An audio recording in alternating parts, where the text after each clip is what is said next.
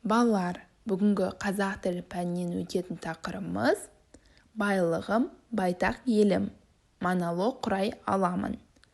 Бүгінгі сабақта сендер мәтіннің тақырыбы мен негізгі ойын анықтайсыңдар.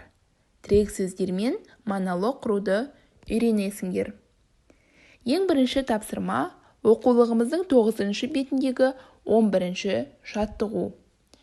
Мәтінді мұқият тыңдап, тақырыбы мен негізгі ойдың қысқаша атауын анықта. Негізгі ой айтылған бөлікті көшіріп жаз. Ең алдымен мәтінді мұқият тыңдап алайық. Өте ертеде бір дана қария өмір сүріпті. Ол дүниеден көз жұмар алдында қасына ұлын шақырып алып: «Балам, менің мына дүниемен қоштасар күнім жақын. Өзіңе қалдырып бара жатқан бір асыл қазынам бар. Сен соны іздеп тап. Ұқыпты пайдалан, ұқыпты қолдан» депті. Күндердің күнінде бала әкесі қалдырған қазынаны іздеймін деп әбден шаршайды.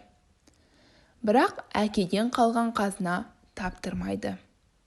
Амалы таусылған бала ел ішіндегі көпті көрген бір қариядан сұрайды: «Әкеңнің сөзі рас, балам.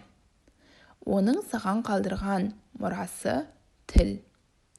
Сенің әкең сөзге шешен кісі еді ғой.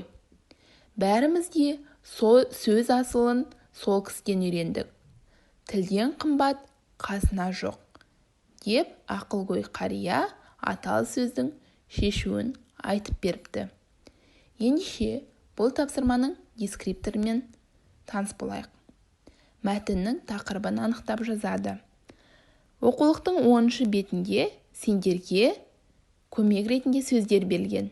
Яғни мәтіннің тақырыбы деп отырғанымыз мәтін кім немесе не туралы екенін анықтайсыңдар.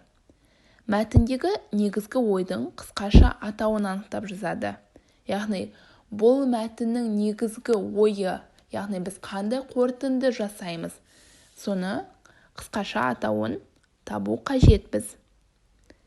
Және мәтіннен негізгі ой айтылған бөлікті көшіріп жазамыз. Балалар, қазақ тілінде сөйлеудің екі түрі бар: ауызша сөйлеу және жазбаша сөйлеу. Және алдыңғы сыныптарды еске түсіретін болсақ, диалог және монолог ұғымдарын білеміз. Диалог екі адамның сөйлесуі, ал монолог сөйлеушінің өз ойын бір немесе бірнеше адамға арнап айтатын ауызша сөйлеу әрекеті. Монолог жазбаша түрде де кездеседі.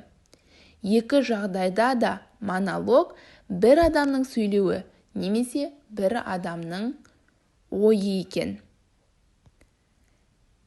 Енді сендерге тапсырма. Оқулығымыздың 11 бетіндегі 14 жаттығу. Тірек сөздерді пайдаланып, мен тәуелсіз елдің ұланымын тақырыбында монолог құрап жаз. Оқулықта берілген тірек сөздерді қолданамыз. Дескрипторға назар аударайық. Монолог құрастыруда тірек сөздерді қолданады. Монологты тақырыпқа сай құрастырады. Сөйлемдерді дұрыс байланыстырады. Орфографиялық, каллиграфиялық талапқа сай жазады. Ендеше балалар тапсырманы орындап, маған жібереміз. Іске сәт!